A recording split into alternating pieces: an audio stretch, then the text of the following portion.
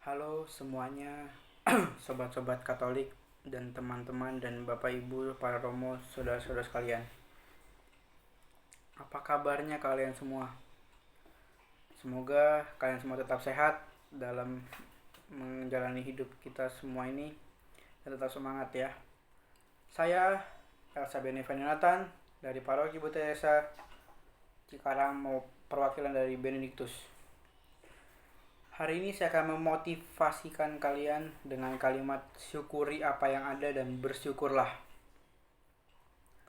Kenapa saya ambil kalimat itu? Karena saya percaya umat manusia ini pasti ada yang belum bersyukur. Maka dari itu, marilah kita dengarkan. Di dalam kalimat syukurilah apa yang ada dan bersyukurlah itu terdapat kalimat mulia, yaitu adalah bersyukur. Kenapa sih kita bersyukur? Apa sih arti bersyukur? Dan ya, pertama, apa arti bersyukur? Bersyukur itu adalah suatu hal yang mulia bagi Tuhan untuk kita. Kenapa hal mulia bagi Tuhan untuk kita? Karena Tuhan menginginkan semua manusianya harus tetap bersyukur. Kenapa kita nggak boleh apa-apa berkurangan? Karena semua yang Tuhan berikan kepada kita semua ini adalah takdir Tuhan. Lalu apa sih arti bersyukur tadi? Itu adalah tadi hal yang paling mulia bagi Tuhan untuk kita.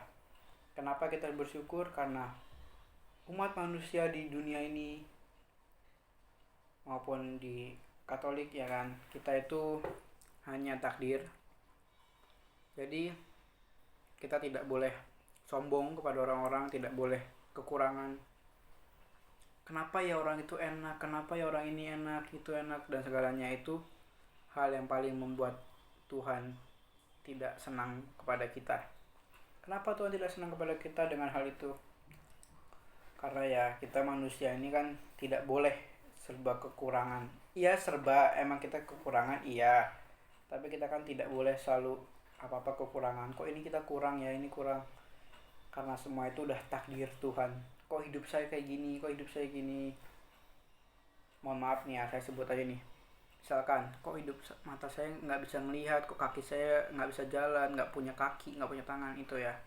Itu adalah tanda kita harus tetap bersyukur kepada hal seperti itu. Kita masih bersyukur punya kaki, punya tangan, punya mulut, punya mata, bisa melihat, bisa mendengar, bisa menulis, ya kan, bisa berpikir pakai otak. Kadang-kadang ada loh ada orang gitu kan yang tidak bisa berpikir, tidak bisa melihat, tidak bisa mendengar, tidak bisa mencium ini, tidak bisa berbicara, tidak bisa menulis, tidak bisa berjalan. Ada itu, maka dari itu kita semua harus bersyukur.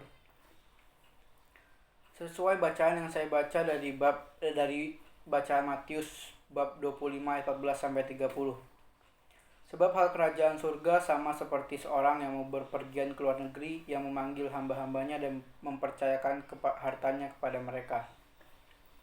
Nah, apa sih arti dari kalimat tersebut? Artinya adalah seorang raja yang ingin berpergian ke luar negeri, yang mempercayai umat hamba-hambanya untuk mengembangkan hartanya.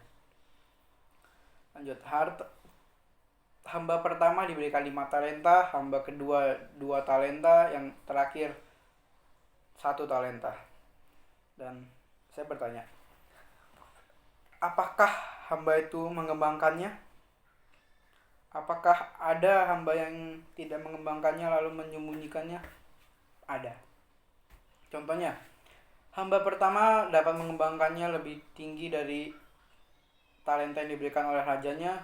Hamba kedua begitu juga bisa mengembangkan lebih dari talenta yang raja berikan. Lalu apa yang terjadi dalam hamba ketiga? Hamba ketiga tidak bisa mengembangkannya, lalu ia menyembunyikannya talenta itu di dalam tanah yang ia gali. Dan pertanyaannya, kenapa sih hamba ketiga itu menyembunyikannya ke dalam tanah yang digali? Karena hamba ketiga itu tidak pernah bersyukur. Kenapa sih hamba ketiga tidak pernah bersyukur? Karena hamba ketiga melihat ke hamba pertama dapat 5, hamba kedua dapat 2. Itulah yang membuat hamba ketiga tidak bersyukur. Kenapa dia mendapatkan 1? Mari saya jelaskan ya. Menurut saya hamba ketiga itu melakukan perbuatan yang salah, kan? Karena apa? Karena ia tidak bersyukur. Dan kenapa? Dan karena ia selalu melihat ke atas. Karena pasti kalau misalnya kita melihat, sama kita juga umat manusia biasa ke atas, terus ke orang yang mampu, yang kaya raya, dan itu pasti kita tetap kekurangan. Coba kalau misalnya kita semua ini melihat ke bawah, oh ada ya yang orang lebih susah dari kita, oh ada yang orang yang lebih sengsara, gitu kan? Itu pasti ada. Maka dari itu intinya kita itu harus bersyukur. Tuhan pasti sayang sama kita karena kita bersyukur. Lalu berapa lama kemudian raja itu pulang dari negara yang ia kunjungi. Setelah raja itu pulang, raja itu memanggil, ayo para hamba berkumpullah. Lalu hamba pertama datang, hamba kedua datang, ketiga datang. Berkumpul, lalu raja itu menanyakan, bagaimana hamba pertama, apakah bisa mengembangkannya? Jawab hamba pertama, bisa raja, saya sudah kali-kalikan lipat. Oke, bagus, kata rajanya. Lalu sampailah pada hamba ketiga. Bagaimana hamba ketiga? Hamba ketiga pun diam dan takut. Karena apa? Karena dia sudah tidak bersyukur dan mungkin lalu lama-kelamaan raja itu marah. Karena apa? Karena dia tidak pernah bersyukur. Sama seperti Tuhan Yesus Kristus juga bakal marah kalau umatnya tidak bersyukur. Sekian dari saya. Terima kasih. Saya Bani Vanilatan. Undurkan diri.